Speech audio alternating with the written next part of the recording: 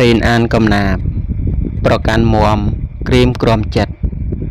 សត្វលោកកើតមកចង់បានសុខតែបែរជួបទុកមុខស្រពោនទុកទាំងម៉ែឪទុកទាំងកូន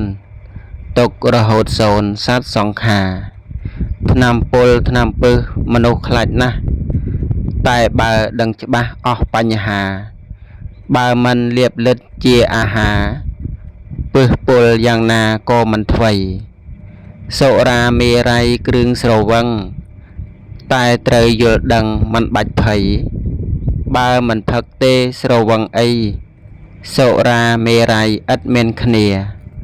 បន្លាក្នុងព្រៃគ្មានអំណាច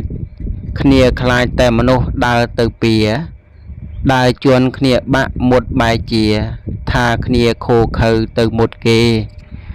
ភ្លើងឆេះគ្រប់គ្រាពិតជាក្តៅតែបើមិនទៅលុបប៉ះទេនៅឆ្ងាយពីភ្លើងទាំងយើងគេមិនរលាកទេកុំបារម្ភយ៉ាងណាទុកក៏មិនអាចធ្វើអំពើនាំឲ្យយើងក្រៀមក្រំបើយើងមិនបានប្រកាន់មាំប្រគល់អារម្មណ៍ឲ្យចិត្តទៅការប្រកាន់មាំនេះឯណា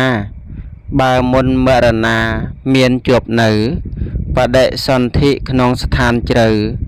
រកផ្លូវសុខសាន្តពុំបានឡើយនិពន្ធដោយឧបាសកគុយសុធនសៀវភៅព្រះពុទ្ធភាសិតអធិប្បាយខ្លីៗទំព័រ110ដកស្រង់ចេញពីសៀវភៅប្រជុំកំណាព្យ80សាបទានੰធម្មទានੰជានិតិធម្មទានរមែងឈ្នះអស់ទានទាំងពួងសូមអនុមោទនាអព្យាបច្ឆាំងសុខੰលោកេការមិនបៀតបៀនគ្នាជាសុខក្នុងលោកណដ្ឋិសន្តិបរាំងសុខੰសុខដតីក្រៅពីសេចក្តីស្ងប់មិនមានឡើយចិត្តេននិយតិលោកោសត្វលោកត្រូវចិត្តដឹកនាំ